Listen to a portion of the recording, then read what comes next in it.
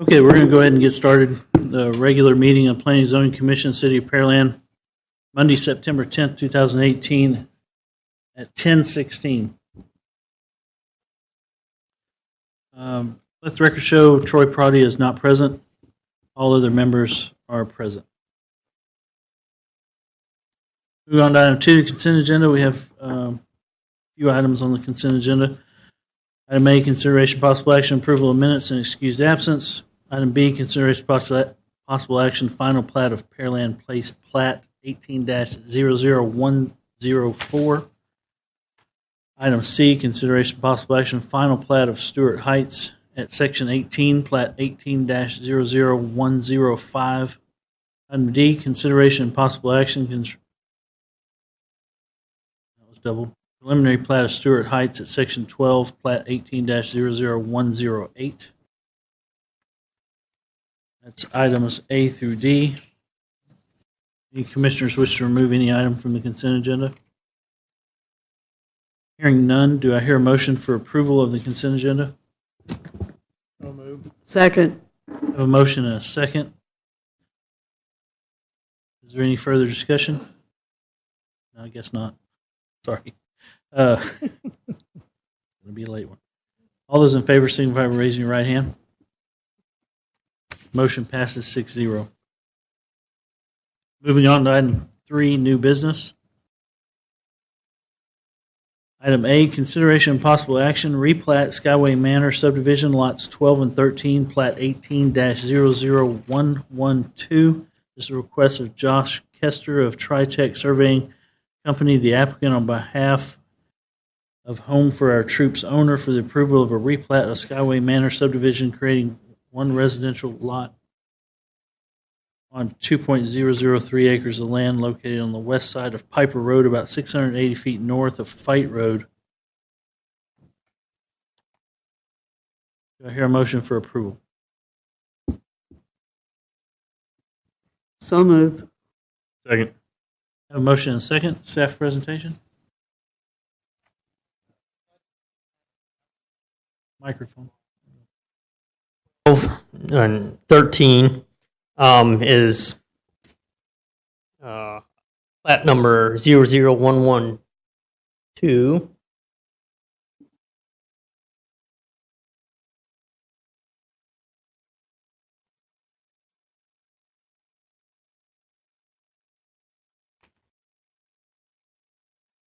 Oh, wait a minute.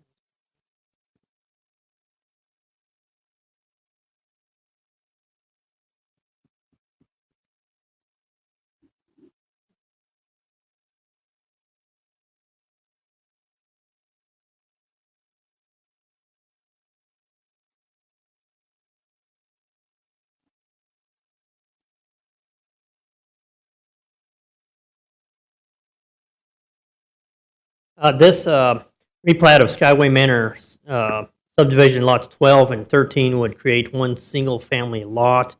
The lot size would be 122 feet wide, 393 feet deep. The property is zoned R1 single family. It meets all of the requirements in the code conformance table as far as meeting the comprehensive plan, thoroughfare plan, unified development code. This plat, staff recommends approval for the replat of Skyway Manor subdivisions lots 12 and 13 because it meets all of the criteria listed in the criteria for approval in section 3.1.5.4 of the final plat. This is a map, aerial and zoning map showing the location of the replat of Skyway Manor subdivision, and that concludes the staff presentation. Thank you. Commissioners have any questions or comments for staff? Hearing none, all those in favor signify by raising your right hand. Motion passes 6-0. Moving on to item B, consideration possible action, variance from minimum lot area and width to allow redevelopment of a lot. This is VARP 18-00014. This is a request by Steve Williams, applicant, on behalf of Rukin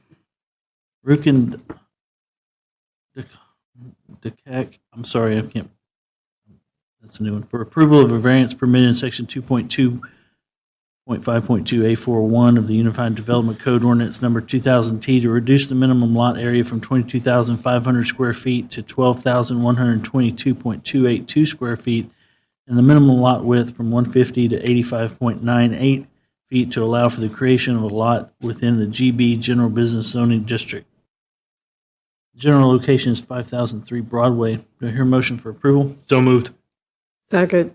I have a motion and a second. We have staff presentation. For this plat, staff does not recommend an approval of the requested variance for the following reasons. Number one, the small lot size would limit the parking for any potential future commercial uses that might locate on the plat. However, this plat would preserve the character of adjacent developments since there are similar lots in the area. Finally, as far as meeting the standards of the zoning district, this could create future hardships due to setbacks and potential parking considerations, depending on the type of business that could locate within the zoning district. And this is a aerial and zoning map of the property showing its location on Broadway Street, near where there is the Y between Broadway Street and Walnut Street. And that concludes my staff presentation. Thank you. Daryl, do you have any questions? Laney? Thomas? So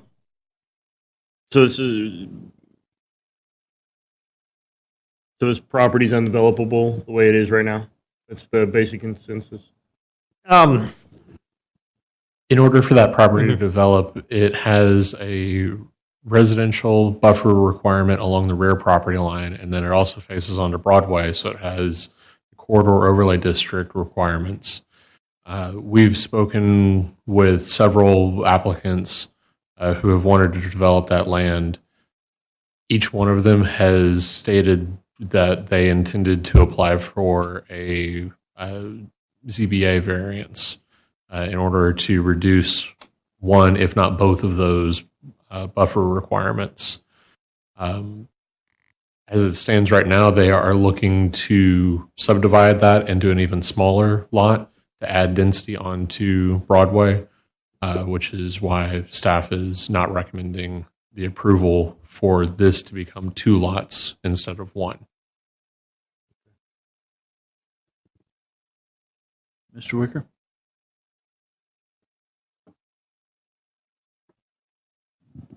I don't know that I have any question other than in looking at the graphics on this, are the overlays not over the street dedications and stuff? It's never perfect. The aerial's never This just shows the zoning and aerial. The corridor overlay district is a separate layer within our GIS. We typically don't show those because it becomes very confusing with showing the street center line and the corridor overlay district on top It's of a the aerial GIS image. issue. Yeah, they don't This ma- is- they this don't is a map match. image. A lot of times they don't line up perfectly. File Yeah. on top of the aerial. It's not- It's an issue of just trying to make the map clearer and more readable. Okay. Mary? I don't have anything else at this time. So this was 2 lots at one time and combined to 1? Was that? No, Yes, sir. it is 1 lot right now. It's 1 Right. lot right They're now, but it was, proposing to it change used it to be into 2 2 lots. residential lots. Yeah, I'm opposed to this one because splitting it up is just going to make it even worse the further along Broadway goes. I can't see it being divided any smaller. No further comments? All those in favor signify by raising your right hand. All those opposed? Motion is denied, 0-6.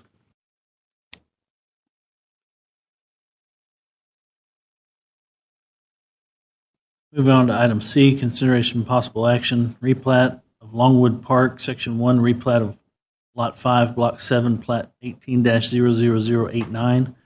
This is a request of Josh Kester, the applicant, on behalf of Yanfu Management, LLC, owner, for the approval of a replat of Longwood Park, Section 1, replat of Lot 5, Block 7, creating 2 residential lots on 0.6068 acres of land located at 1401 Paul Drive.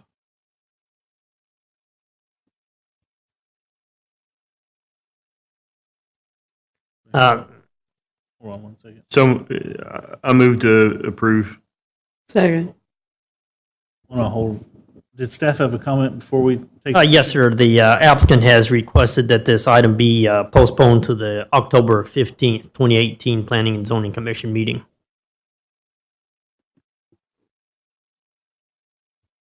Although the applicant made that request, our current procedures say that they have to do it within so many days prior to the meeting. Otherwise, you'll have to vote on the postponement. So if you want to postpone it, you can. We would just need for you to move to postpone to that date. Okay, we have a, What's the date? October 15th, the second Planning and Zoning Commission meeting in October. I got a question for Lawrence. Can we take the motion and then discuss the item and then postpone it? Yes, sir, you can do that. Okay, we have a motion and a second. I heard Whoever that. got the second. Who had the second? Second. Mary had the second. Thomas had the first. We're in discussion. You want to go ahead and give a quick presentation? Yes, sir.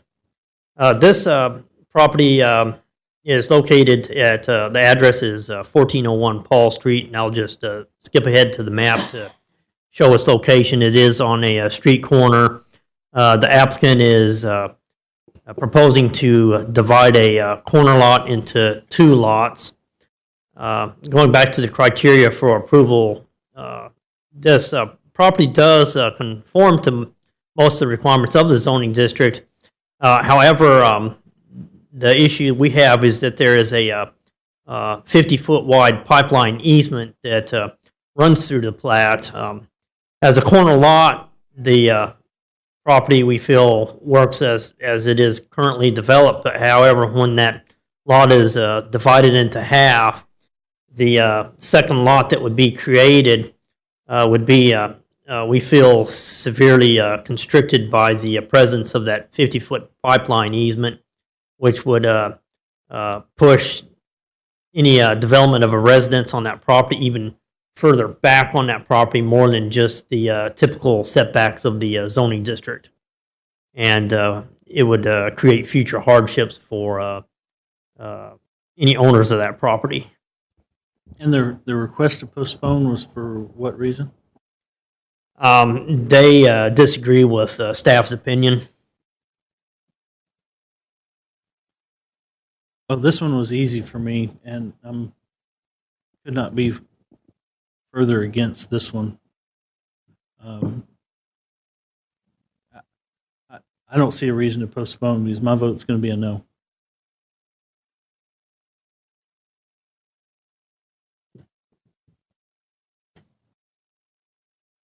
Any comments? Start with Yeah, I have a comment. The pipeline easement runs down through the proposed, I guess, southerly lot, right? Or east lot, whatever. It runs through both the lots. However, the lot that I would describe as the northeasterly lot is more affected by the pipeline easement than the lot that's actually on the street corner. And I also would add that further along the pipeline within the subdivision, most of the properties that are along the pipeline have their back property lines that match up with the center line with the easement. Well, the reason I'm asking is back in, I think it was 1981, we adopted some regulations having to do with setbacks from pipeline easements. And I guess all those lots, like in Longwood, would have been grandfathered from that as far as building on the lots. I think it was within 100 feet of the pipeline. But there was also some stipulations that if there was platted lots within with adjacent to pipeline easements, that they would have to, the developer at that time, or I guess the person doing the platting, would have to get a waiver, and I think that ordinance is still in effect. I believe it is. Would have to get a waiver holding harmless the city in the event, because all of this was done because of a pipeline explosion in Brookside back in, I think it was 79, where it killed quite a few people. And we adopted those regulations to protect adjacent property owners. And I don't know if this comes into play or not, but as I recall, it had to be, there had to be some legal papers signed that would hold harmless the city. I don't recall what the current regulations are in regards to setbacks from pipelines. Yes, sir. And that's been consolidated in the Unified Development Code. But for this particular request, that just would enhance staff's concern that the setbacks are going to make the second lot that they would like to develop on the northeast portion less developable, because essentially you're creating smaller and smaller space for that second lot. But from staff's concern, I don't know if we're opposed to, and maybe Vince can answer how long they've had staff's recommendation, how long the applicant has had staff's recommendation to. Basically, when the staff report was posted on the web. However, I did have a phone conversation with the applicant this afternoon regarding the recommendation. So that they've not had much time to digest it. So unless you're willing, and by no means am I suggesting that you deny it with prejudice, what I would suggest is giving them an opportunity to address staff's concern or rework or work with staff in some way might prevent them from filing just a subsequent application next month and you seeing the same thing again. So if they haven't had their opportunity to address the concerns and be heard, you may be revisiting the issue anyhow. Lot 2 is going to have the existing home on it, correct? Yes, sir. And Lot 1 will only be accessed by going over the pipeline. Yes, sir.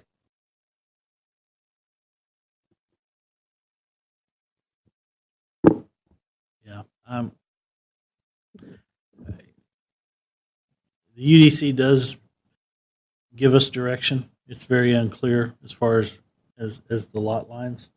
We do have the ability to manipulate those, but it's really on new subdivisions. And it's still very unclear. The hold harmless agreement is through the developer and the city, not individual property. As I recall, that's what it is. That's what's in the UDC now. In this case, they know the pipeline's on their property. I mean, it's obvious. It's on, they're dealing with it. My opposition is to changing this and adding another home or lot to that lot that's now one home. We're adding 2 and putting it behind the pipeline. I'm just opposed to it. I don't really care if it does come back again. I'm going to be opposed to it that time as well. I mean, we got the notification at the same time they did.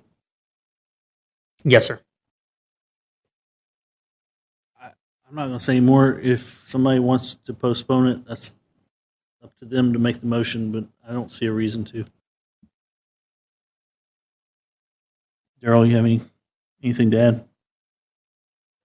The only thing I would add would be, I mean, in all sense of fairness to them, I don't know the reason they didn't make it tonight, but I'm not opposed to postponing it and letting them see what they can work out with staff. Laney? I'm opposed to it, but do we have to postpone it? No, ma'am, that's within your discretion because the motion to postpone wasn't submitted within the time frame. It's within the P and Z's discretion as to whether postponing the item or to take action on it tonight. I'm not going to move to postpone it. Lawrence, even though, okay, let's say we vote to not postpone it, but we're going to see it again, right? I mean, they're just going to make another application and do it in a different way and bring it back to us. That is a possibility, yes, sir. Yeah. So, I mean, one way or the other, we're going to see it. So whether we see it in October or November or whenever, we're going to see it. So, I like I said, just being a good neighbor to somebody trying to develop or something, I think that, I don't see the harm in it, is what I'm saying. My point is staff has already made a recommendation. This body's reviewed it. We all have our opinion of it being a yes or a no. They'll get a clear message of what this body and staff thinks. Like I say, I'm not going to make a motion to postpone. I'll move to postpone it to the October 15th P&Z meeting. I'll second it. So we have a motion and a second to amend and postpone. Is that No, you or just postpone? No amendment, just table it until the October 15th meeting. Okay, we have a Postpone it, motion to postpone and a second. All those in favor of postponing to October 15th, signify by raising your right hand. All those opposed? Motion passes 4-2 to postpone to October 15th.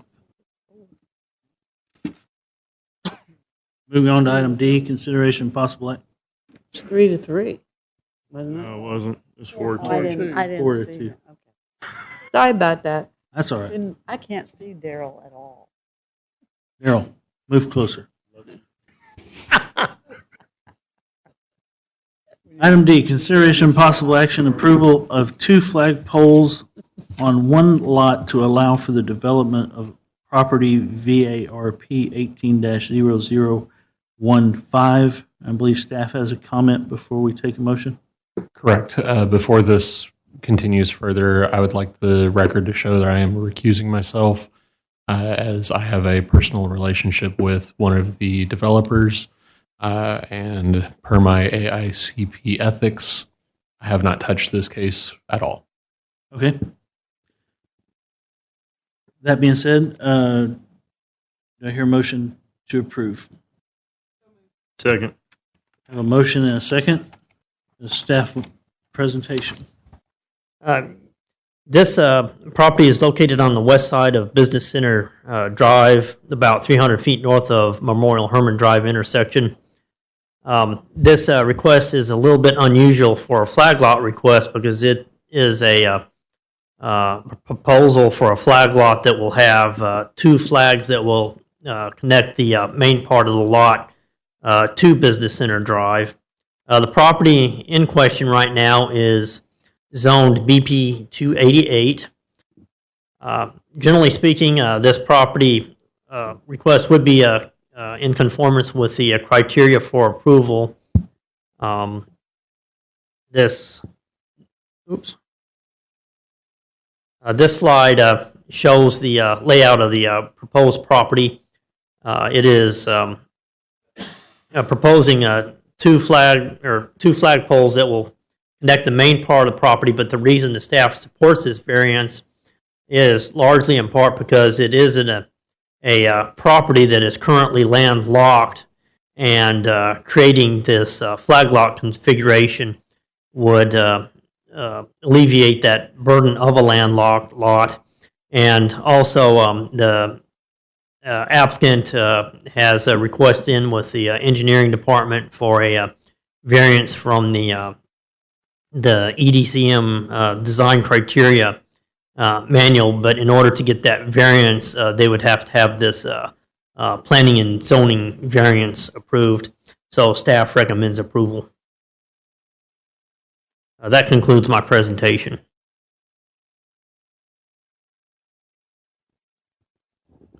I guess we'll start with Mary. Do you have any questions? No, I don't have any questions. I don't like landlocked property, so they need to find a way to get in and out. Mr. Wicker? Thomas? I have no issue with this one. Laney? Daryl? Does the use come into play on approval? No, sir. Not at all. It's just access only. Yes, sir. Okay, thank you. Okay, we have a motion and a second on the floor. No further discussion. Hearing none. All those in favor signify by raising your right hand. None opposed. Item passes 6-0. Moving on to item E, consideration and possible action, zone change application number zone 18-00013. Request of Alan Mueller, applicant on behalf of Marilyn Ballard, owner, for the approval of amendments to text within the Midtown and Magnolia Plan development regarding development of a townhouse tract on approximately 7.443 acres of land, south and east, property address 7110 Magnolia Road. Do I hear a motion for approval? So move. Second.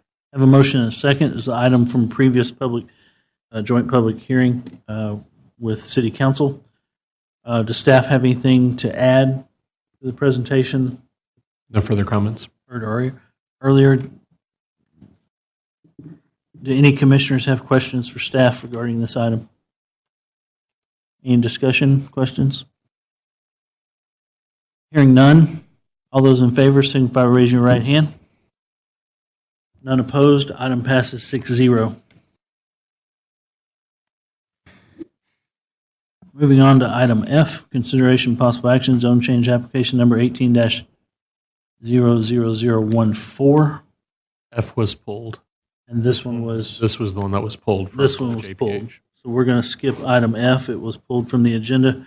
Moving on to item G, consideration and possible action, zone change application number zone 18-00015. This one is a request of Alan Mueller, applicant on behalf of Louis E. Lentz III, Mary Beth Porter, Barbara Brogan, Billy Long, and Brian Long, Francis P. Adams Family Partnership Ltd. owners, for approval of a change in zoning classification from general commercial GC and office professional OP zoning districts, single family R3 zoning on approximately 35.0 acres of land. General location is north of intersection of Roy Road and Broadway Street, on the west side of Roy Road, immediately north of 2614 Roy Road. Do I hear a motion for approval? Second. I have a motion and a second. Also previously heard in joint public hearing. Does staff have anything to add to their presentation, previous presentation? No, sir. Mr. Chairman, Yes, ma'am. I think this is one of the ones that we need to amend and add, that we request that the zone change be changed to R1. Okay, so we have a motion to amend by Mary to change the zoning to R1, from R3 to R1. Do I hear a second? Second. Yes. So Laney has a second. She was first to say it. He said it first. I was just louder. So we have a motion and a second to amend this from R3 to R1. All those in favor of the amendment, Can I ask you something? we're still going to discussion. This is just change the Okay, go ahead. amendment. All those in favor of amending the motion, signify by raising your right hand. Motion to amend passes 6-0. Now we're in discussion with an amended motion for R1. I'll start with Daryl. Do you have anything you want to add? Or Is that okay with the person that brought the item to us? Mr. Mueller? He's not here. Is the amendment to R1? Yes, that's certainly acceptable. Thank you. I figured you would have got up and said something if it wasn't.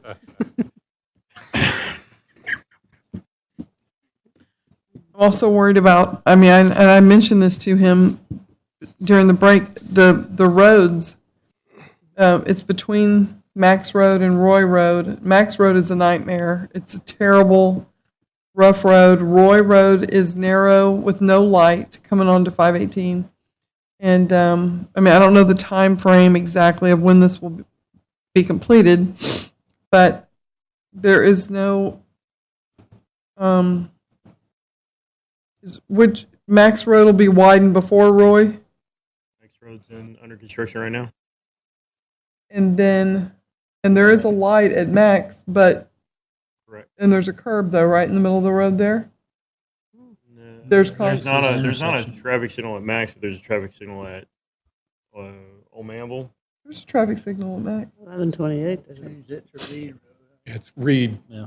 Reed Road lines up with 1128 Manville or Road. Massey Highway or whoever they decide to call it. But so Roy Road is going to be too close to have a traffic signal. Even though it lines up with the subdivision south of it, it's not going to meet the spacing criteria for traffic signals to have good signal operations. Whenever TxDOT comes through and does they have a schematic out right now. Whenever they come through and actually do their project, they're going to widen. Obviously, they're widening 518 as part of that project. It'll add additional capacity. The intersection will operate a little bit better. But it will likely not meet criteria for a traffic signal based on 80 to 100 houses, additional cars. So that 80 to 100 will, at most, if it's 80 houses, at most will generate 160 cars in that AM peak hour. So you're talking in 60 seconds, a couple of cars a minute, or in 60 minutes, a couple of cars a minute in the peak hour. It's not, their development's likely not going to trigger much improvement to that roadway in a traffic study if they hire a good traffic engineer worth the salt to be able to do that. I'm saying I can't do it, but I'm just saying every traffic engineer is going to be able to figure that out. Do we know what the classification on the comprehensive thoroughfare plan is for Roy Road? It's, I believe that was in the previous one. It's probably a minor collector. It didn't have adequate right of way. Yeah, we're anticipating 60 foot. 10 additional. It's a feet major right away. collector. Major collector. Okay. So It's 80-foot right away. I'm sure so there's not adequate right of way right now. I'm sure during the platting We process. have on our not current much of a plan road that there. we need to acquire the full width of right away, but plans to expand Roy Road have not been discussed within the next 10-year CIP that I'm aware of. But anytime there's a road that doesn't have adequate right of way during the platting process, the city will acquire adequate right of way in front of that property. That is As part correct. of the platting process. So they're going to be donating for the greater good land. Well, that is required by the subdivision ordinance, but I guess one of the things that somewhere down the line, this is one of the issues I had with the zoning, is we need to be realistic about, I mean, I don't have a problem with it being residential, but everything around it's going to be something else except north of it. But there needs to be east-west roads that get you across to roads that have traffic lights. That's what's going to be causing the problem of access. And You've got my card. So, and Yeah, but you have 1128 If you go out of there, you go north to my card. has the- yeah, but you have to has the drive a light. pretty good ways. Well, but I'm most not, people not are sure it's going on the that way. property Can I- owner to donate. I mean, it's not on the thoroughfare plan. No. So if it's not on the thoroughfare plan, there's not a whole lot we can do about it. But like I said, most of those people are probably going to be going north anyway, and they're not going to go on to 518. You don't think so? No way. Everybody's could- going to go to 518. Daniel If I could was- reel us back in, Whatever. we have a zone change in front of us. It really, we can have all the discussions we want to on traffic. It's a zone change. I know you like traffic. And as a statement, again, all traffic impact would have to be looked at before the permits were allowed. You're done? Okay. Thomas, you have a comment? Not now. Sorry. Sorry. I didn't mean to come down on you. Mr. Wicker, you have a comment to get over here? Mary? No, I think it's time to vote. For the record, in looking at this and reviewing this, it'll make sense later when we talk about another one. For the reason of surrounding properties, I'm opposed to this one going to residential R1. I think in this case, the future land use plan is correct. Whether or not it's marketable right now, obviously it's not, or the property would have sold. But the history of the property, there's been commercial development within since '89, with one piece to the northeast of this. There seems to be commercial interest all the way around it, more so than residential. The other reason for opposition is the fact that this will require pump out detention, and I'm opposed to pump out detention. I believe our city engineering design criteria doesn't like them either. It's not strong enough in its wording to say no to them, which would require more property for the drainage versus a deep pump out detention. Totally opposed to a small subdivision being responsible for the maintenance and that on pump out detention facilities. I'm just that's from a personal experience. That's why I'm opposed to it. So that's the reason I'll be voting no. Turn on. She'd like to see the staff report.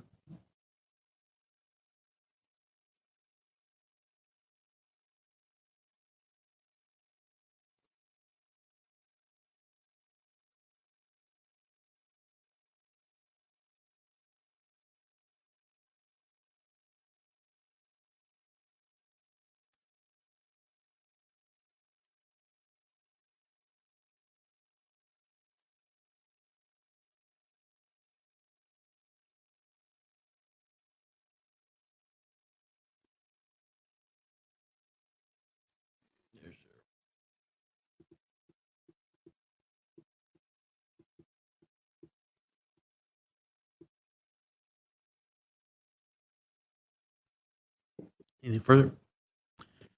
Anything further?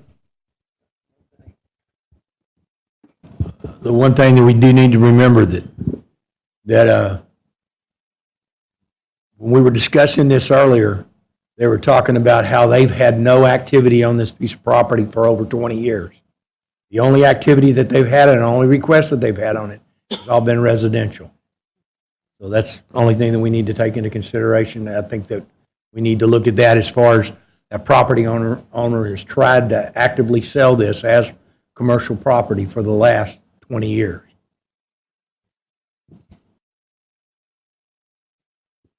And I would agree, but there's also a lot of other properties in the city that are the same way.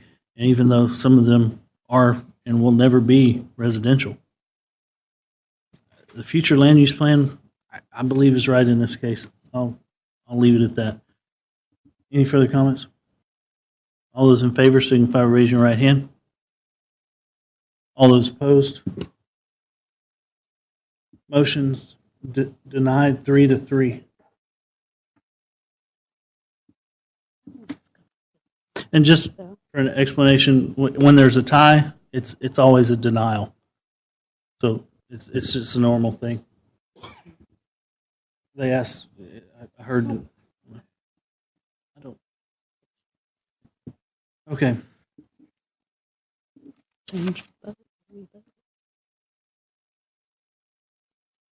Moving on to item H, consideration and possible action, zone change application number zone 18-00016. Am I on the right one? This is a request of Alan Mueller, applicant on behalf of Mary A. Bartlett, owner, for the approval of changing zoning district from general commercial GC zoning district to single family residential R3 zoning district on approximately 23.8267 acres of land. General location is on the west side of Old Alvin Road, generally across from the Lakes of Highland Glen, Section 8. Do I hear a motion for approval? So moved. Second. I have a motion and a second. This item was previously heard, joint public hearing. Does staff have anything additional to add to their presentation during that hearing?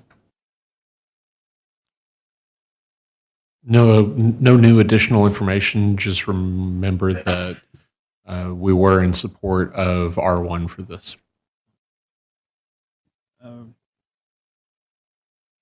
We haven't. I haven't asked for a motion, right? We We already did that. motion. I move that we amend the motion to have it zoned R1 instead of R3.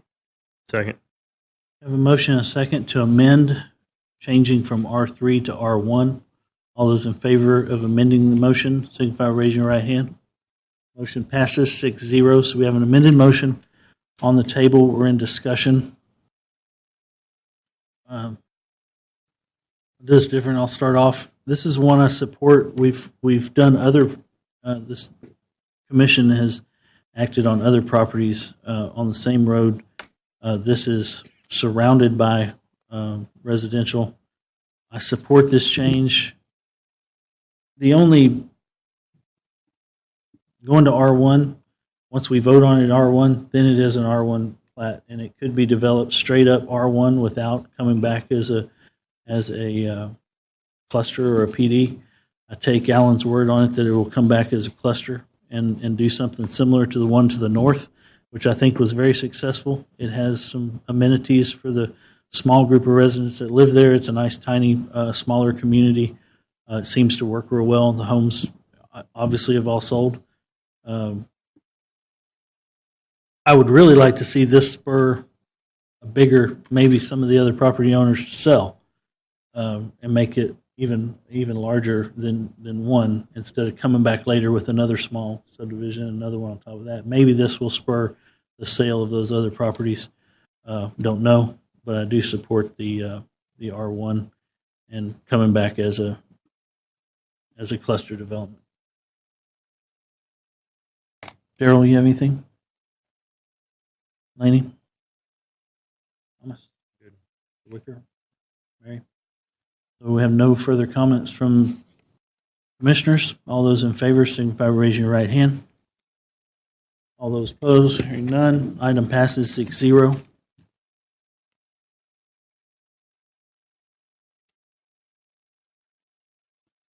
Moving on to item I, consideration and possible action, zone change application number zone 18-00017, request of Lake Park Pearland LTD, represented by James Johnson, applicant and owner, for approval of amendments to the text within the Lake Park Plan development regarding sign regulations on approximately 21.4007 acres of land. General location is the northeast corner of Cullen Parkway and McCard Road, Pearland, Texas. I hear a motion for approval. So moved. I have a motion and a second from Laney. This is also previously heard in a joint hearing, changing the size of a sign and shape of a sign. Staff have anything else to add? No further. Daryl, you have anything else to add? Laney? Thomas? Mr. Wicker? Mary? I think all I've got to say is I've been following this development, and I agree with Gary Moore on a lot of items.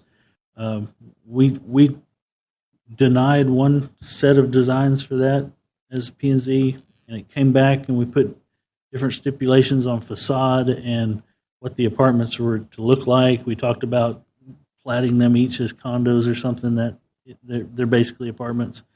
But some of the visuals that they give us in that package aren't even close. I mean, they're just not even close to what was built. That's a lesson learned on my part. You know, everybody's going to learn their lessons in what we see versus what we get. And in that case, just the grand look of that from Cullen is a big letdown from what they, and especially if you look at the fountain, even a fountain that was, you know, something what was put there is just ridiculously different than even half of what was shown to us. And the sign is, the sign we actually put on paper for that document, and now they're having to come back because they didn't like the sign they presented themselves. So themselves don't like what they presented to us and want something different, which I wish I could go back and say, well, you presented a fountain that looks different, but what can we do about it? Nothing, because they put in a fountain. And it obviously met the requirement of a fountain. I'll stop talking. No other comments? All those in favor signify by raising your right hand. All those opposed? Item denied 2 to 4. Did I get that right? 2 to 4? I was the only one that had 1 to 5. 1 to 5.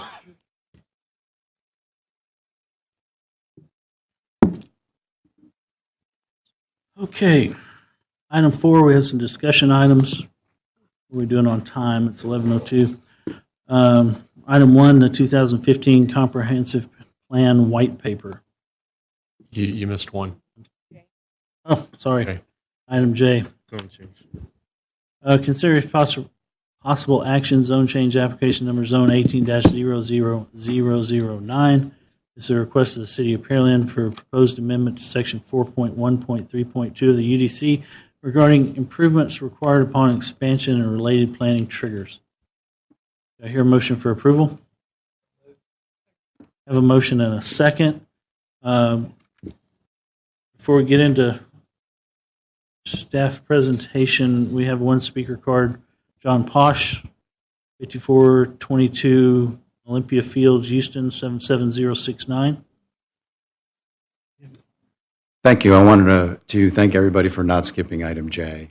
I'm here to speak on behalf of Pearland ISD. I'm the director of bond construction for the district. So we've been involved in these discussions going back since the beginning, I guess about a year, since they have a very large effect on our current bond project. So everything we're doing now is an addition or a renovation. And for us, 500 square feet is 2/3 of a classroom. So virtually any addition that we put on our buildings is going to trigger all these requirements, which on some of these, especially the high school sites, they're pretty extensive and expensive. So for us, it started as a concern just for being fiscally responsible with taxpayers' money. So that's kind of our interest as we develop these projects. I would think also on just as any business of any size would be interested in this issue, since like I say, 500 square feet is a very small trigger, and it would impact just about any business of any size trying to do an expansion. So the concept of a percentage, and I think 10% or 15% were things that were considered, seems like a really good idea, and seems like an equitable way to do it, so it doesn't disproportionately penalize larger developers. And that's all I wanted to say. Thank you for your time. Thank you for your comments. Now we'll go to staff. So this is a continuation of a previous agenda item in relation to the planning triggers. During this presentation, I'll briefly go over development standards for additions to existing structures, change of use, and change of occupants. So as we know, the comprehensive plan, which is discussed in detail tonight, is the city's official document that establishes a vision for the city, and it lays out some guiding principles on how future growth and development would occur in the city. So in our comprehensive plan, we list guiding principles, and we state that we want the future of Pearland to be balanced, connected, attractive, safe, invested, active, and high quality. So that's the vision. In order to get us from the vision to a reality, we have to actually have some type of tool or mechanism. That tool and mechanism are the development standards that are outlined in the UDC. So any development that's coming into the city, any new development, they're required to go under certain standards. They're required to have standards for facade, parking, sidewalks, setbacks, screening, dumpster screening, landscaping, buffers. However, we have our standards for new development. We also actually have to have something that brings existing development into compliance with current codes.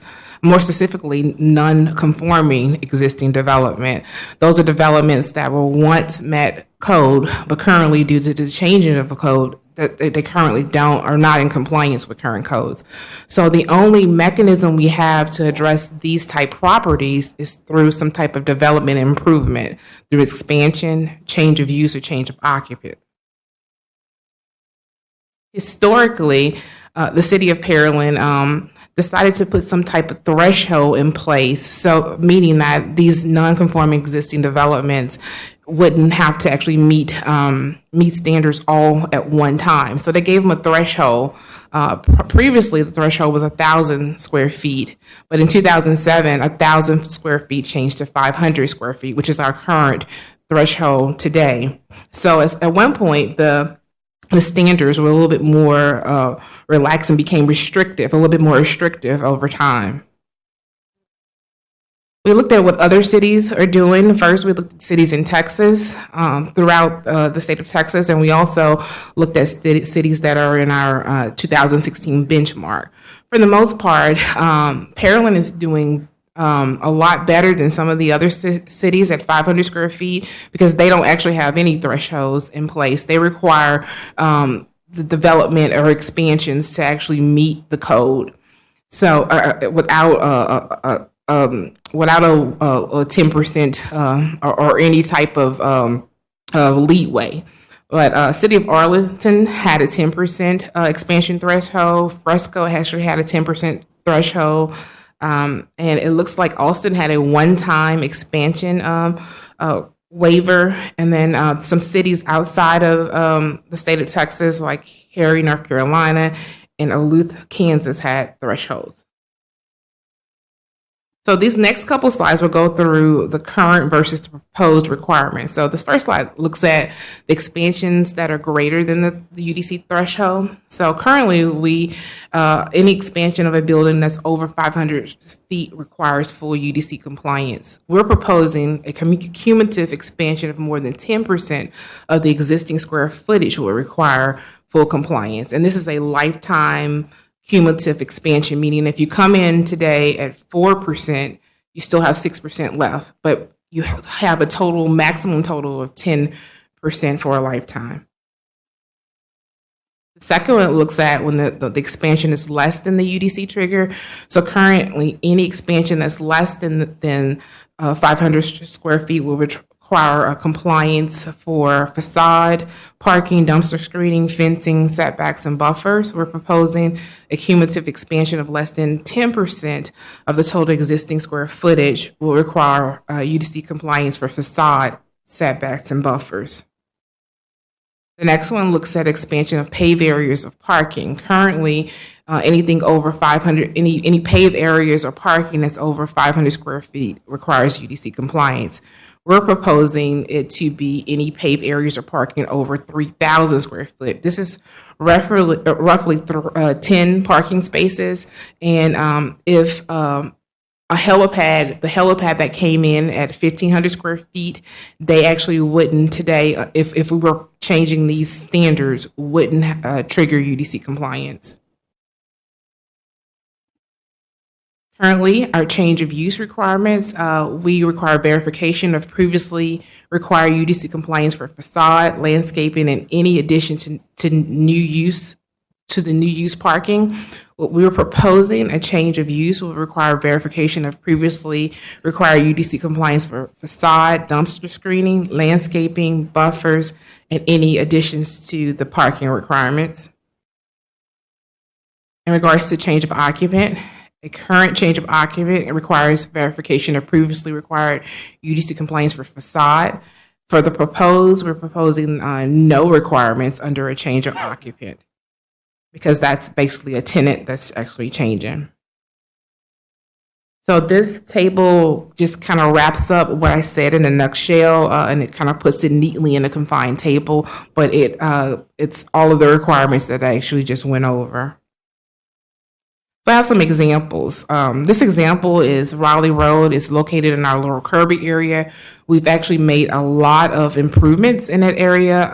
And if our goal is to have high quality, high standards for development, and we have properties that's surrounding this development that's meeting the code, and we have a property that's not in compliance, with facade, fencing, landscaping, parking, at a change of use or an expansion, at some point we will want our properties to meet the compliance of the code so that it gets the high standard. It gets you to the high standard and high quality that we've stated we wanted in the comprehensive plan.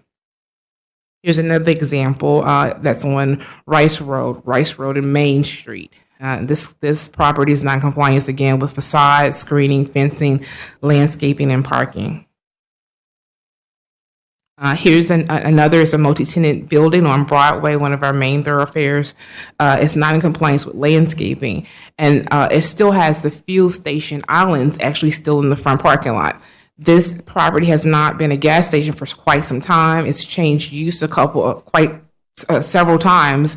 However, at what point do we want this property, or we state this property is required to come into compliance and remove those fuel stations and meet the current code and criteria and meet the standards that we've actually outlined in our comprehensive plan? So just leaving you again with our vision and our guiding principles, which are in the future, we want Pearland to be balanced, connected, attractive, safe, invested, active, and high quality. And this is a picture of a site that's in compliance with code. Thank you, Mr. Chairman. That completes my staff report. Thank you, and thank you for putting this together. It really helps in going through it item by item. Can you go back to the table you created?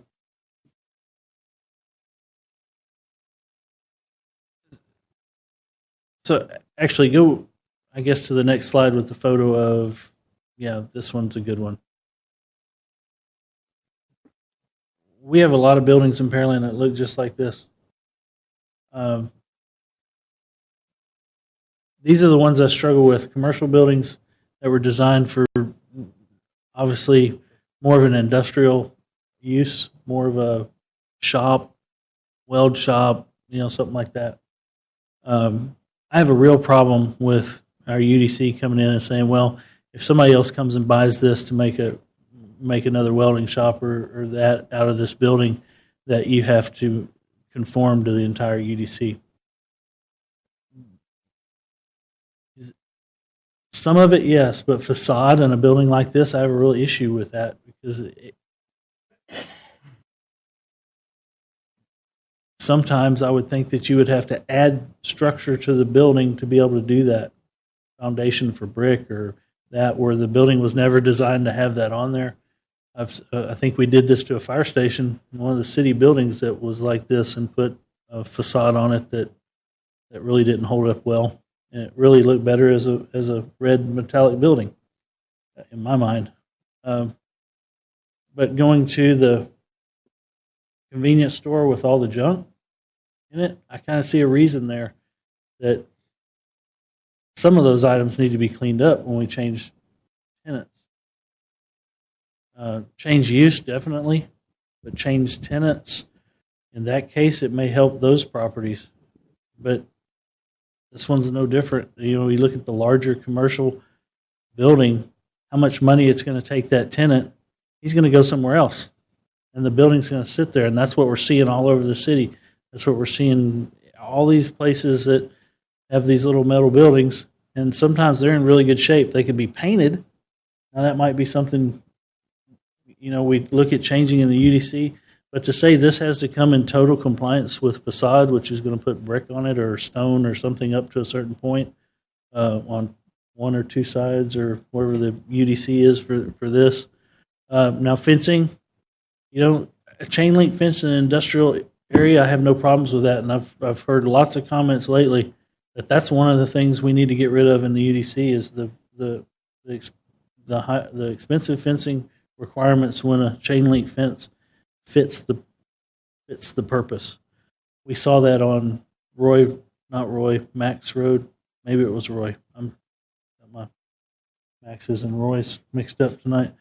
One that we dealt with years ago, and I still don't think the tenant that was original or the building's still sitting there about the same. That was on Garden. Garden Road.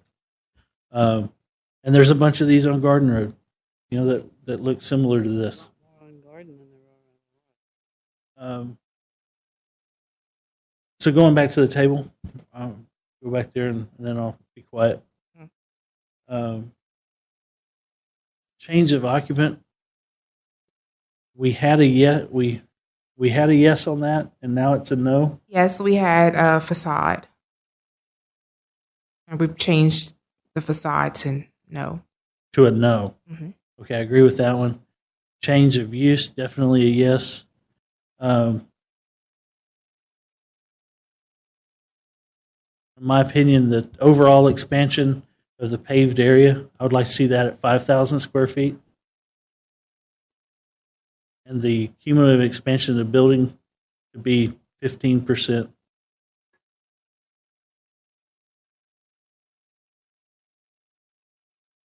Instead of the 10%. That's my opinion. Because I think we need to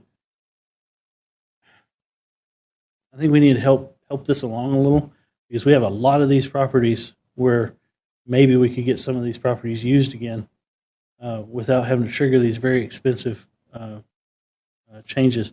The fencing requirement of the UDC, I think, is something else that we need to look at, but I think that's a separate line item, wouldn't it be? Or couldn't be tied to this. I mean, it would be a different change to the UDC. If you wanted to explore fencing only within industrial areas, that could potentially be a trigger or a development concern that you introduce. I would, of course, defer adding language in, whether or not that could be, but since you are looking at potentially changing industrial facade requirements to a lesser standard, or to a standard more fitting to what you think a change of use for a metal building should conform to, then I think that would be a possibility. In the industrial, light industrial, anything above GC, where these buildings may be, I think we should relax those UDC requirements for facade and fencing to whatever the standard was when it was built, and that's normally going to be chain link. Now, if we want to say it has to have the black chain link fence versus standard chain link fence, I don't. But to have a property that's fenced in chain link, and it's been that way for 20 years, to bring that up to a condition of that's not broken or It has to be in good repair. it has to be in good repair. That means you can repair it or add more to it, but still be within but the UDC says the metal fencing, correct?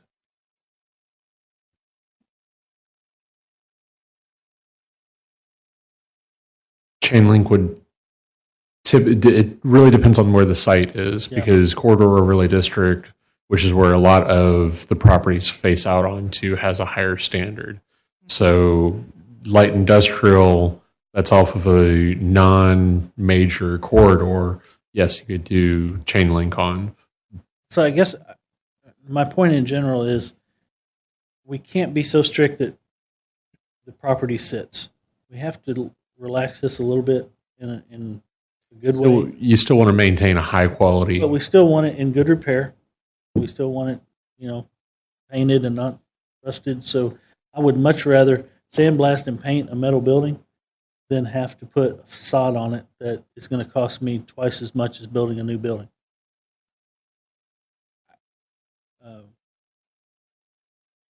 So the triggers in this, that's why I want to increase. I would suggest increasing. And of course, the council is going to mull over these numbers as well, but I'd like to go to them with something a little bit less restrictive than even 10%. And the fencing requirement, I don't know if he can, because this isn't tied to a zone. I was going to say, this particular item is only related to the UDC triggers. If you wanted to change fencing in different zoning categories, that would be a different item that is not posted. So the expansion would trigger fencing at, I'm saying on the parking lot, 5,000, and add the other to 15%, and let council hash that out somewhere between 15% and 10 or 5% or none at all.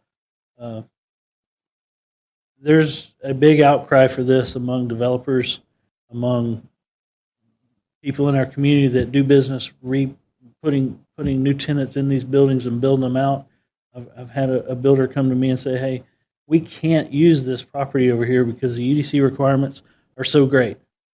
So what is that? That's stopping the guy from selling his property. It's stopping a use that's going to do more business. It's going to stop the business that's building out these facilities and fixing them from even starting. We're making no money off that at all and not going anywhere. So that's where I'm at on it, and I'll leave it at that. I'll start with Mary, and I got to step out for a second. I'll be right back. I agree with pretty much everything he said. It's, if you can't use these buildings because they just sit there and deteriorate more and more and more, and we are losing both businesses, places for people to work, and we're losing tax money that we could be collecting if the building was in good repair and usable. Taking an old building that isn't built originally for a facade means that you're practically building a new building because it doesn't have the weight requirements that it takes to hold the facade to the building. So that we need to take that into consideration. And we can require new ones, but with the old ones, we really need to be careful what we're doing. Well, I tend to agree with the chairman on the industrial type, heavy, light industrial, heavy industrial. I mean, what you have is what you have, and it's they're built for a certain type of use, and trying to, I guess, make a silk purse out of a sow's ear is kind of what you're trying to do if you're trying to put a different facade on a metal building. Now, if it's something other than industrial, maybe I could buy it, but I don't know if we could. I guess I'd tend to think more leaving it, have basic standards that they have to apply, but not make them do a lot of facade changes and fence changes just because new regulations require it. That's my opinion. I don't have any comments. Just, I love the chart. Thank you for redoing that from the last time, and the examples are great also. I want to say that when you say facade, I'm picturing that metal building with like someone trying to buy it and putting bricks over it. Is that what you're saying? And that's like, I can't imagine that being, it's like putting lipstick on a pig, and it doesn't. And so I guess I agree with Daniel in the fact that doesn't make sense to me. So in some cases, I guess it would. There are some buildings in Pearland that would make sense. But for a metal building, I don't get that. So I guess I'm agreeing with him on that. And that's it. But the chart is beautiful. Daryl? I agree with pretty much everything Daniel said, except for the fact that I do think we need to have something in there that when we have a building that was, that with all the rust on it and such as that the very minimal they have, they ought to have to reskin it, to make it presentable. And you know, and maybe with some of the new types of tin instead of the old, or the new types of metal versus the old rolled tin that was done back 50 years ago. You know, because we do have some of those buildings as well. So, but yeah, putting brick on there and having to go down there and tie back into that slab and build a ledge for your brick and stuff, it's not going to hold up. Or if it does hold up, you're going to spend an arm and a leg putting down a foundation for it to hold up. So I agree that doesn't need to be done, but I do think that we need to have something to where we have an unsightly building at the very least they have to do is come back in there and reskin it. I think there's an example on just south of Pearland High School on the east side of Maine, just past the Villages or Ativa Apartments, of a commercial metal building complex that's been it was taken down to the framework and reskinned, and it looks brand new. It's expensive. That was one way to do it, but some of these buildings just need to be painted. But coming back to the item on our agenda, the changes I mentioned, that's totally me. Of course, we could vote on this with our comments the way it is. I just look at the numbers, and it's going to depend on what size that building is. To the school district, 15% may be something that it's not going to trigger most of their additions. Of course, the school district, there's some items that the school district doesn't have to abide by anyway. Mainly temporary buildings, but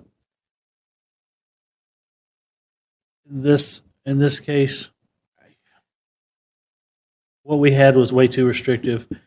I would vote yes on 10%, but I would also vote on being even more easy on it and let the council determine the final number.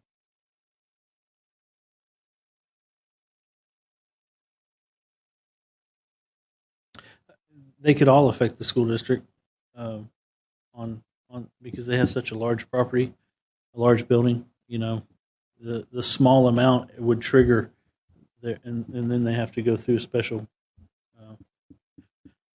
process to get that variance.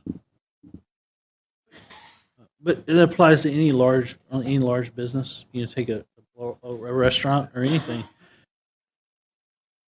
If you have a large building, that the old standard, anything you do triggers total compliance.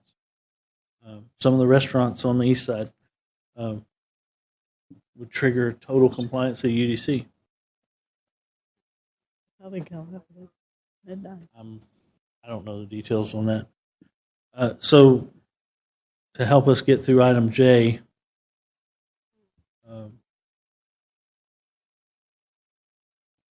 personally, I would recommend revising the numbers and voting on that tonight, but I won't do that unless I see some support for that. How do we handle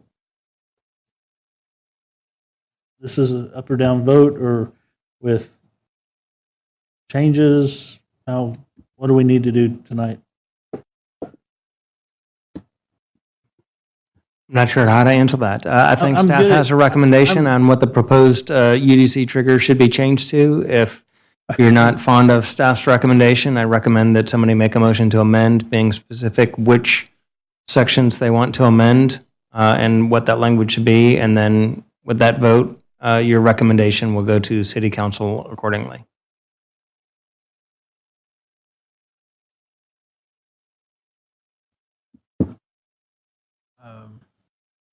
What do you suggest?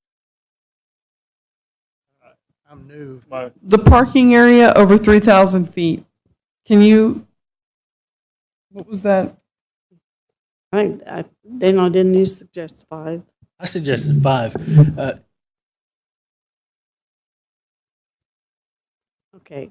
Tell me one parking area that's 3,000 feet in Pearland. 11, what did you say? It was 11 parking spaces?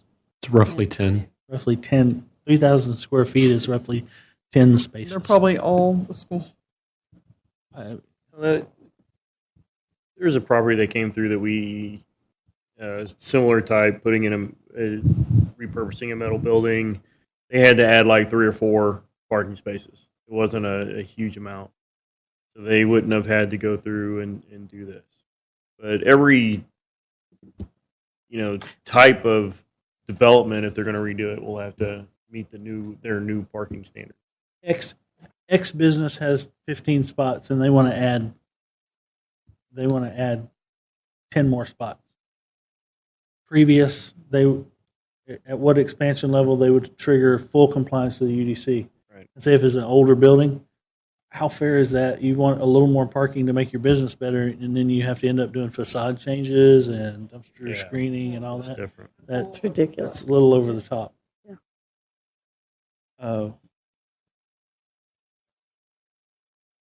But if somebody has a parking area, say they've got 30 and they want 50 more, then that's a whole different ballgame. They're going to spend. In that case, they'd have to do something because they'd probably have to buy land to go with it.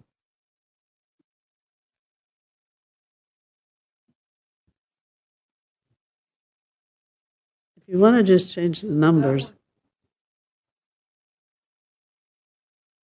I mean, I guess without polling, on the changes. Just to take that example,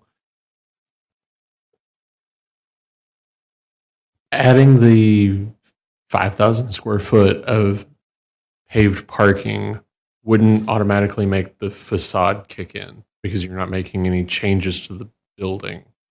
If you're adding, say a 10,000 square foot of office, then of course you're going to have additional parking requirements because that square footage that you're adding.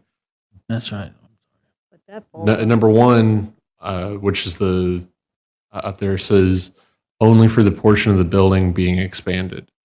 So when you're looking at and keeping these facade requirements in mind, the non-conforming site or the non-conforming building stays as is unless they are changing or adding to the front of it to make that front come into compliance.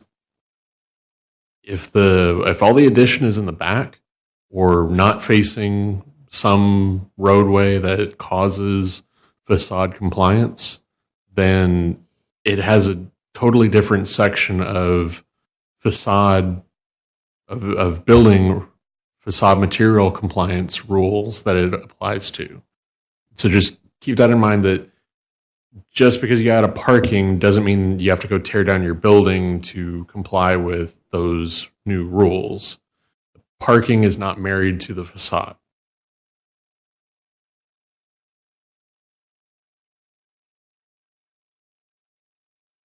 the only reason we started with parking is because it was the one at the top.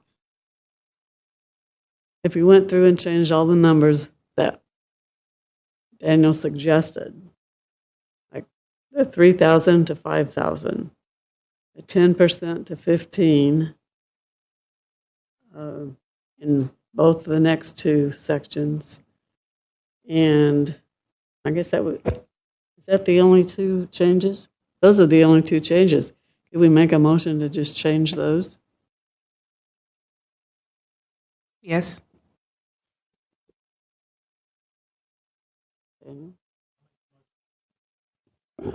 I'll make the motion and change 3,000 square foot to 5, 10% to 15% on both.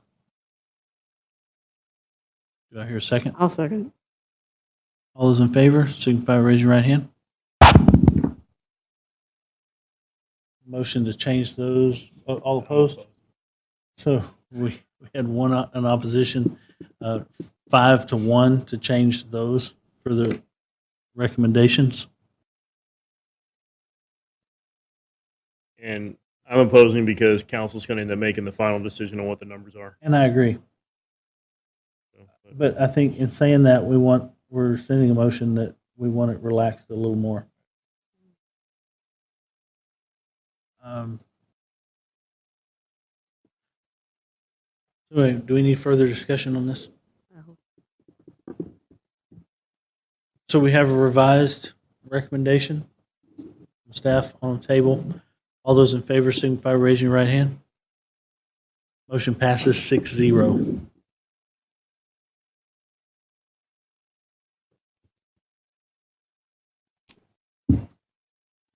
Mr. Posh, appreciate you sticking around to the very end. Well, close to the end. You can stick around for the next 4 items if you want to. Okay, now moving on to item 4, discussion items 2015 Comprehensive Plan White Paper.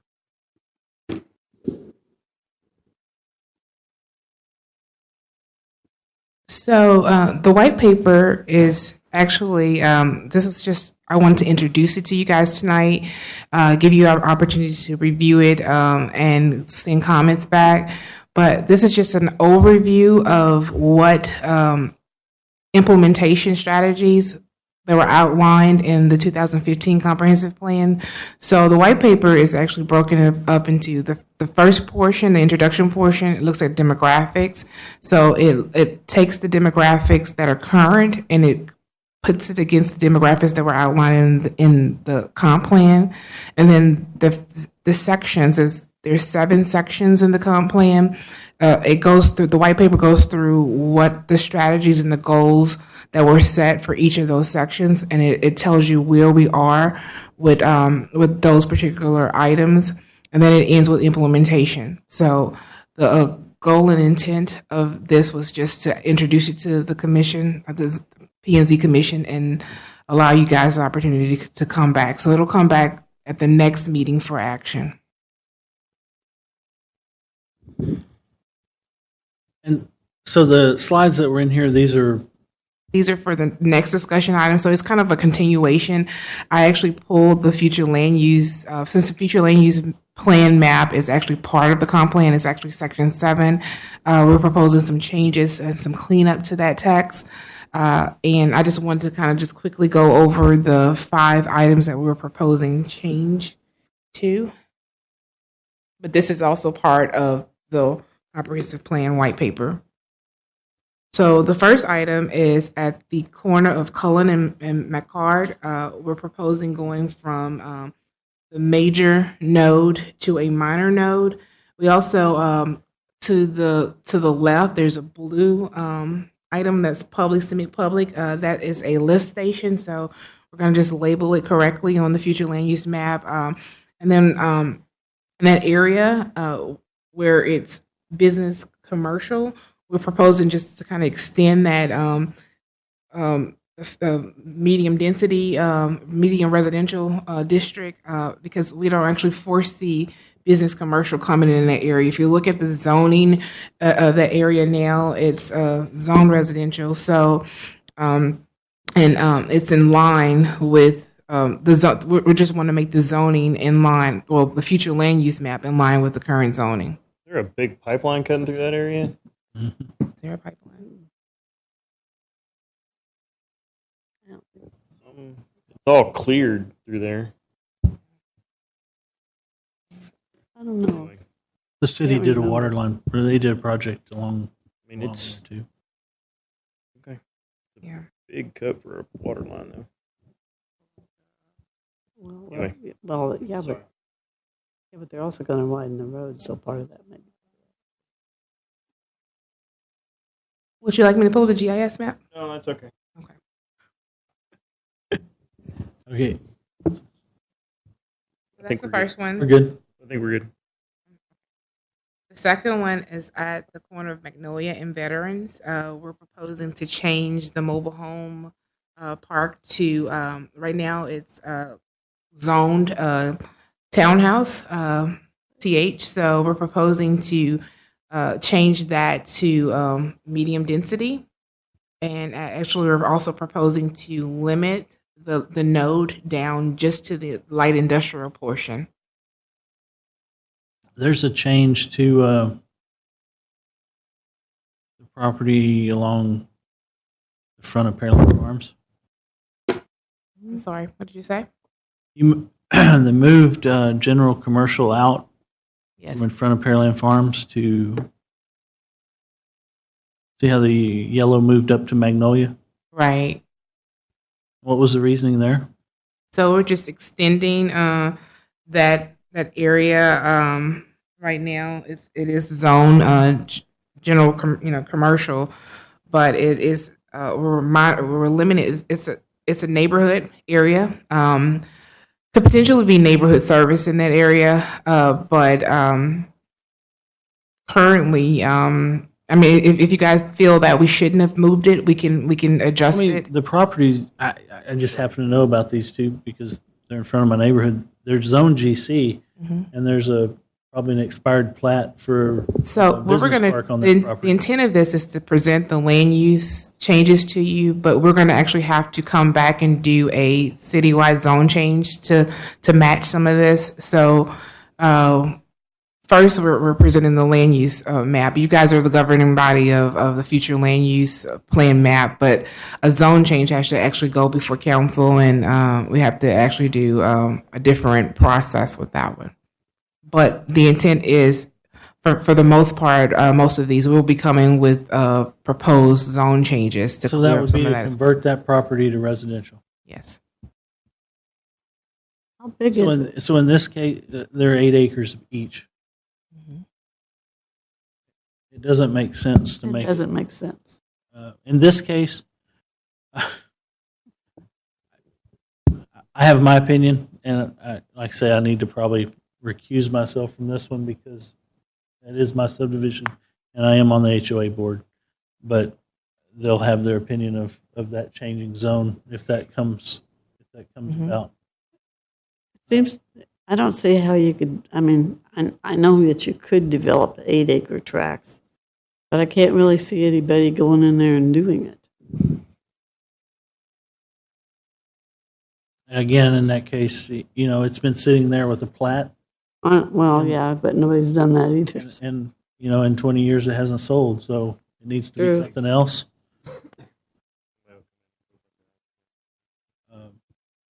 Anyway, I do agree with the changes, but I guess we need to look at each one of these. Is this how they'll come across in the future? Is just like this, or the entire map? It'll end with the entire map. So I actually just zoomed into the portions that we're actually changing, and the last slide of this presentation shows you the entire updated map. So to do this unfortunately, the only way to do this is lot by lot, line by line, look at it across the entire city. So we'd have to do this in some type of a grid form to be able to look at the before and after. Sorry. Right. The before and after. That'll be another long night. Yes. Well, let's Okay. start earlier. So this one is actually just correcting the PISD building. It was actually labeled incorrectly on the current future land use map. Actually, what's labeled is actually a part of the Rice Star PD. So I just actually corrected it. So now the blue is over the actual PISD building.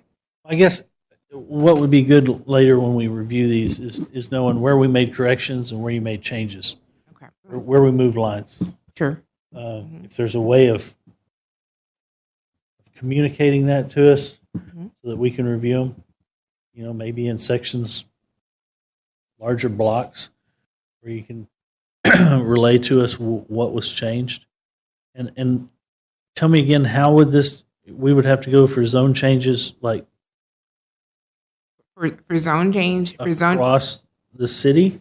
Lawrence, how can would you these speak be handled? to that? So step one would be for you to change the future land use plan. After y'all change the future land use plan, then there'll be a city-initiated zoning procedure to zone accordingly. We wouldn't be able to do the zone change until the future land use plan has been changed. Otherwise, you'd have to vote no for the zone change because it's not in conformance with the future land use plan and the comp plan. Okay, but it would be handled after that as one giant zone change? Well, it'll be a city initiated, but yes, sir. I'm not sure how they're going to go about it. I think I'd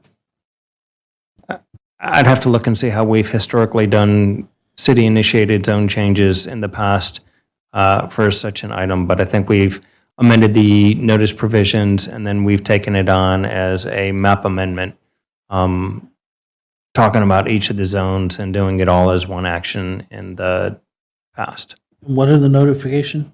How was that handled? Typically, the notification would go to each and every individual and all people within the abutter. But I think what staff would end up doing is asking for an alternative notice, and it would be up to council as to how that alternative notice provision would go forward for the future zone changes. Okay, thank you. It is very involved.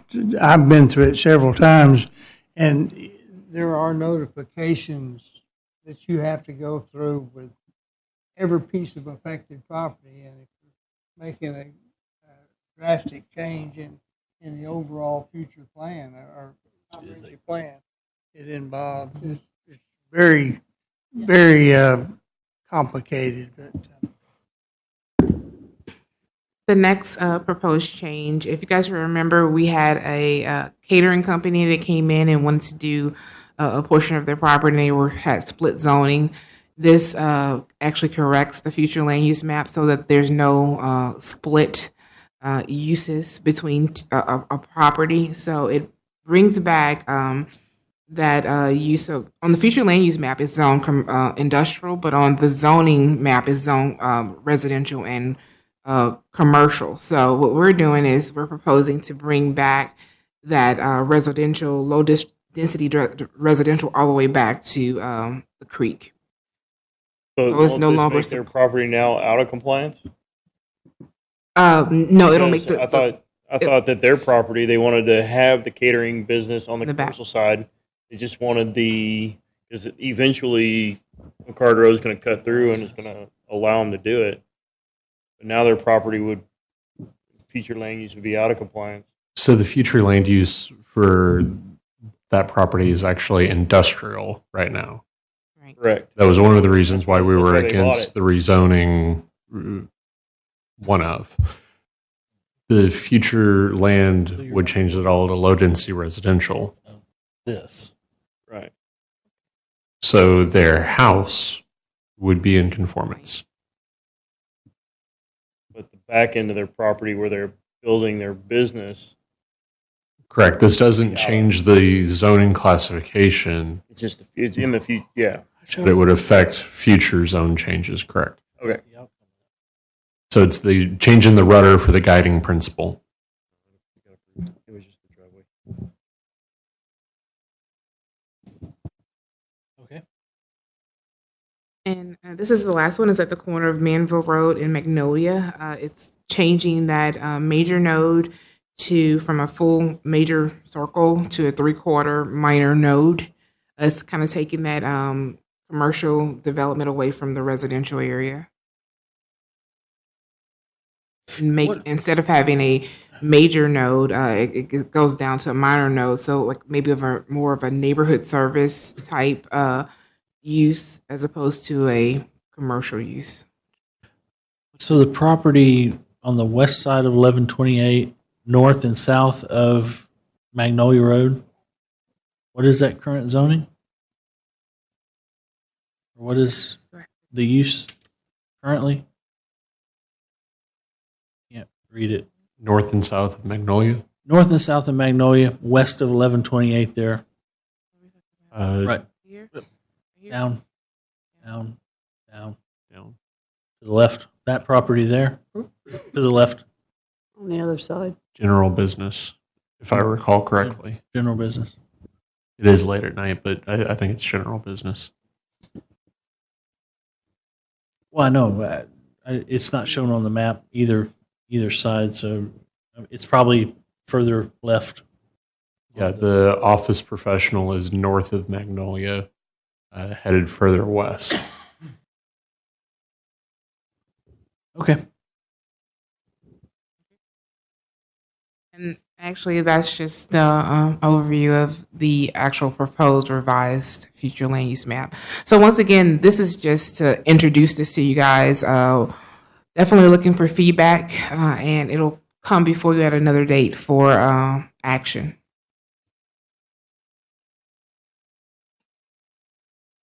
And what motivates a change to the FLUP right now? Well, there's a lot of items that are actually not up to date. Like for instance, the PISD building, it's mislabeled. There's some items that we have split zoning and split. I'll say split future FLUP. There's a split. Like for instance, this property. The property splits to different future land uses. I mean, it's residential and industrial. So to kind of clean up the map to make it more usable. So when we actually have, and we go before zone changes, we actually have a clean and clear map that we're relying on. Because once again, it's our vision and it guides the future of development and growth in the city. So we want to make sure it's clean and we actually have a great, useful tool that we're using when we say it's in conformance with the comprehensive plan. So one of the things we've seen along 518 is some of the neighborhoods that are housing neighborhoods such that are along 518, where that GB or GC future land use plan cut across there without regard to the property lines. So you have houses that are half and half in GB, but they're a residential house. So we're going to clean some of those up and move those lines up to the property lines that are along That's the goal. 518 and keep those from coming back to us with someone wanting to use that property as a GB. Okay, sounds good. Just revising the entire future land use plan map for Pearland. It's a big deal. Particularly at midnight. Does that wrap that up? Yes. Okay, so item 3, Commissioner's Activity Report.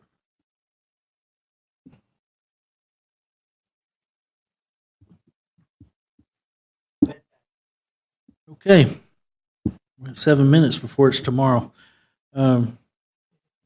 Next P&Z meeting, October 1st. Let staff know if you can't make it. Anything else from staff? When's the next meeting? October 1st. You'll be here. I'll be here. I'll be here. We'll be here. Looks like we have a quorum. Okay, so not hearing anything else, we will. I will not be at the October 15th meeting. Okay. We'll adjourn at 11:54 p.m.